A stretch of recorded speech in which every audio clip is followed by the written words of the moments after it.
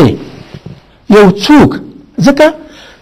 وایي چې دا قرباني ورکوي یو څوک د خپل هیواد په لار کې د انسان خپله وسیله نه ده غایه ده خپل انسان غایه ده بناء د انسان حرمت د انسان عظمت او کرامت ته احترام هم د دې له کبله ده کیږي خو هیواد چې دا برتر غایه ده هیواد یک کشور دا برتر غایه ده د دې له خاطره دغه هیواد اتبا د هیواد نه ځان قربانوي خو دا په هغه وخت کېږي چې دا په خپل هیواد کې دغه ظرفیت وویني چې دا هیواد زما دغه تشه ډکوي که چېرته دا تشه یې ډکه نه کړه دا بیا د هیواد وطن پرستي احساس د ده نه لرې کېږي بیا هر څه کې چې اوس یې هلته به وي راغلم تا د خبرې ته چې ښځینې بهرنۍ وي دغه خو په سلو کې 100% سړی نشي ویلی کله کېدای شي چې په قانون کې د موضوع ته اشاره کېدای کېدای شي د افغانستان ډېری سفارتونو کې دغه څه لیدل شوي بله شتون ولري دقیقا داسې ده نو ځکه اول مکلفیت د خپله هیواد دی هیواد خلک چې په هیواد کې اوسېږي هغه دغه مشکل احساسوي هغه درد زیات احساسوي هغه رنځ زیات احساسولی شي چې هلته د هغې چا چې قاسمي صاحب مېرمن بهرنۍ وي او هغه هم په هغه هیواد کې شتون ولري مېرمنې هم همالته ورسره وي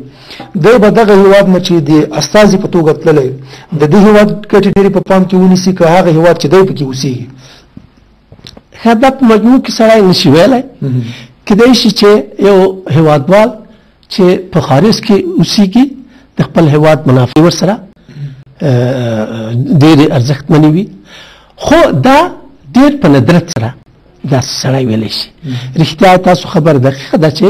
په خارج کې هلته اوسېږي خلم هم د هغې هیواد وي خامخا د هغې هیواد د تاثیراتو لاندې راځي د هغې هیواد د تمایلاتو لاندې راتلی شي قاسمي صاحب ویل کېږي چې دغه مېرمنې چې کله دوی ورسره نکاح کړې ده یا دوی سره اوس اوسېږي ویل کېږي د هغه هیواد استخباراتي کړیو په یو ډول نږدېوالی ورښودلی ده دغه مېرمنې ورته ورکړې ده چې تر څو پورې له ده نه دغه استخباراتي معلومات ترلاسه کړي ډېری وخت به داسې کېږي چې دوی خپلو هیوادونو ته راځي هغه مېرمنې ورسره نه راځي هغوی هلته پاتې کېږي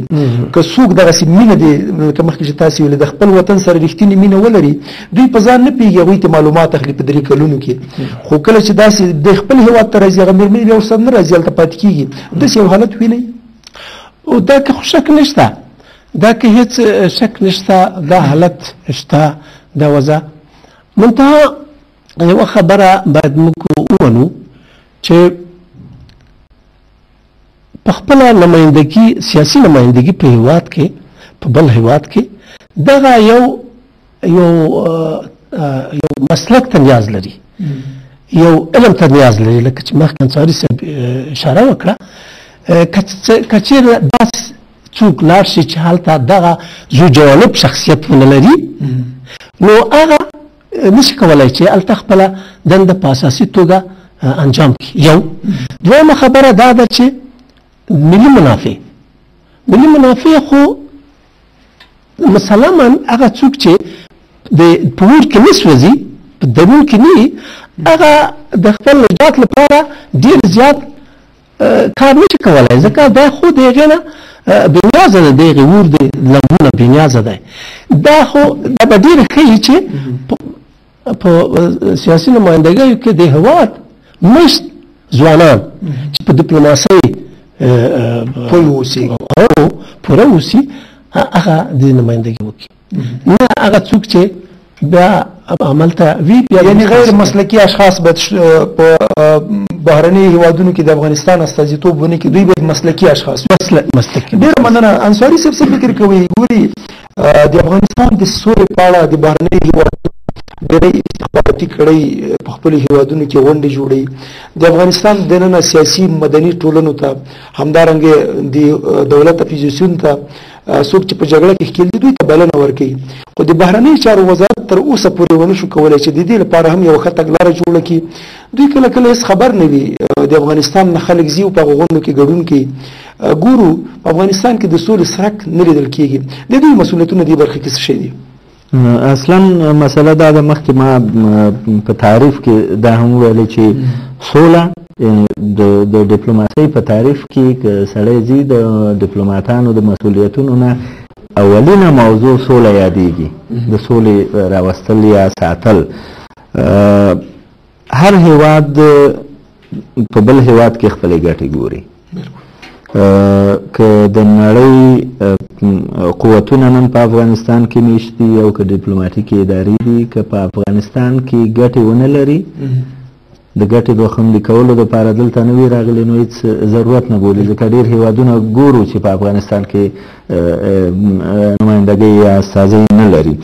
دغه راز افغانستان هم ګورو چې په ډېرو هیوادونو کې به نمایندګۍ نه لري، ځکه هلته یې ګټې نشته. خو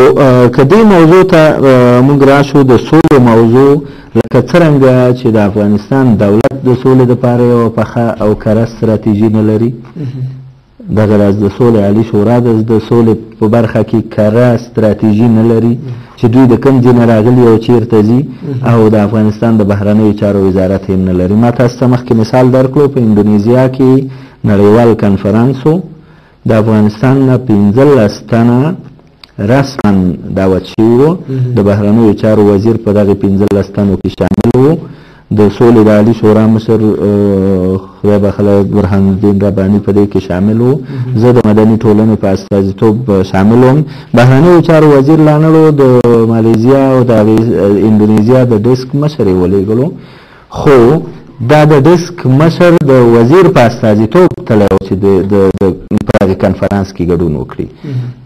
تر اخره پورې ما په 2 جلسو کې هم ونه لیدو چې دی حضور دی چېرته و. زه نه پوهېږم چې دی چېرته ګرځېدو. یوه مسله. دویمه مسله دا ده چې دی د دغې هیئت د حالت او وضعیت نه هېڅ نه و خبر چې دوی چېرته دي، څه کوي، څه نه کوي. دوی به بیا که افغانستان ته راوږي څه ځواب به و چې هلته څه وشول، څه پرېکړې فیصلې وشوې د افغانستان لپاره، څه تصامیم ونیول شول، دلته به څه جواب نو دغسې راځمه جاپان ته. په جاپان کې د سولې 3 کنفرانسونه چې زه پکې مستقیما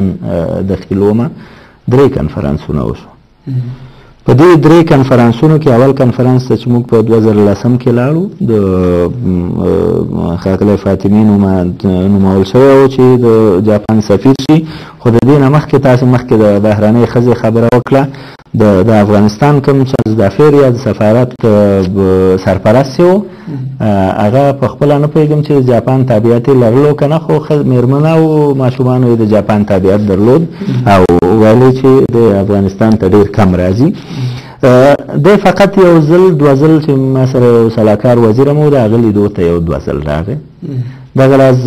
چون موږ خبر کړه، سفارت نه یو کس راغی او موټر او دغه هغه مجالس چې ترتیب شوي دوی هېڅ په جریان کې نه وه، خبر نه و. د جاپان د پارلمان سره موږ ناستې درلودې، د مشرانو جرګې، د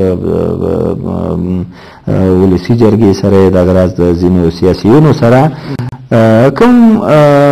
د ځینو پوهنتونونو کې لیکچرونه درلودل. په هغه پوهنتونونو کې چې موږ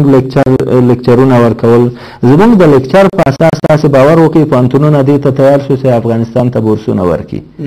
خو تر دې د مخه په کلونو دا 11 کاله د افغانستان سفارت هلته تېر کړي وو، او ډیپلوماټ هم ویلې چې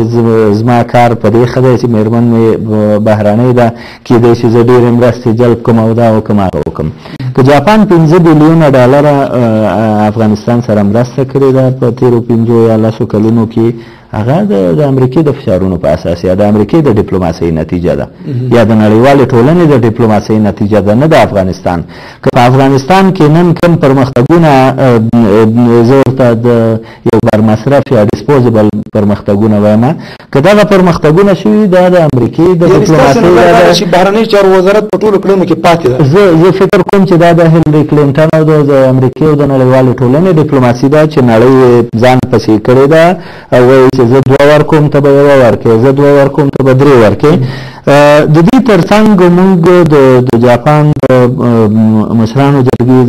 ځینو سناتورانو سره خبرې درلودلې. هغوی ته دا وویل چې تاسو دا 5 میلیارډ ډالر افغانستان ته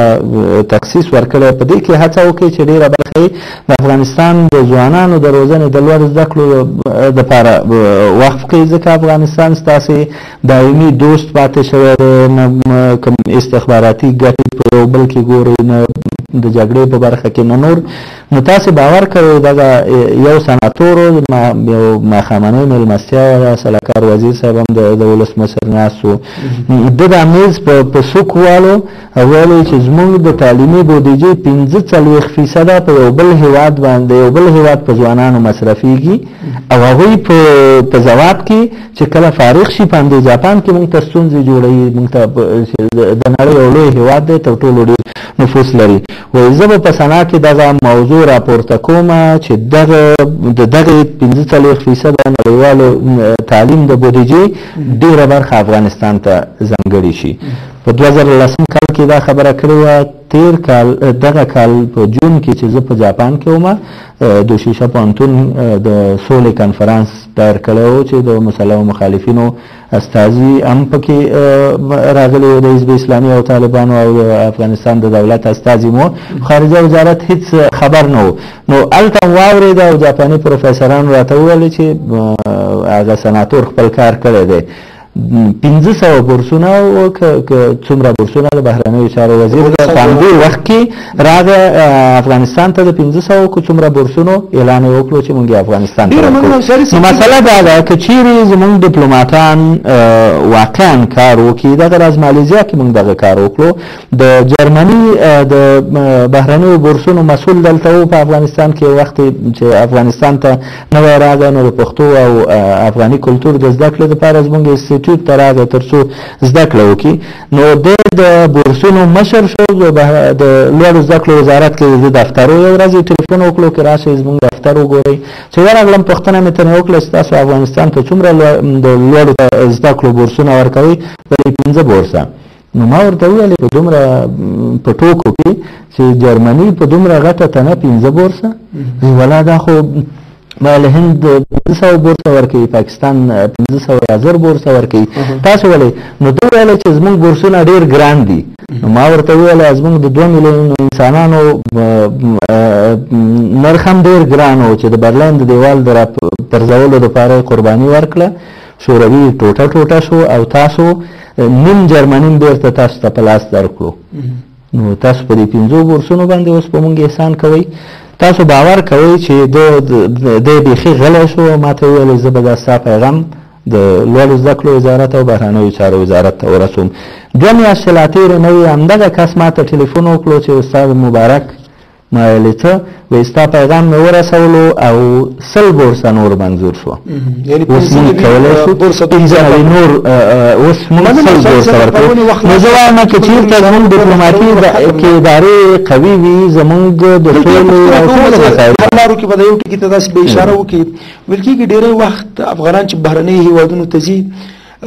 او مراجعه کوي، مثلا سوداګر ځي یا ځینې افغانان ځي چې په یو ډول دلته ښه خدمتونه ترسره کړي، مثلا په یو ملک کې جایزه ورکول کېږي، د افغانستان د سفارت استازو ته ورځي، دوی ورسره ګډون نه کوي. د دوی مسؤلیت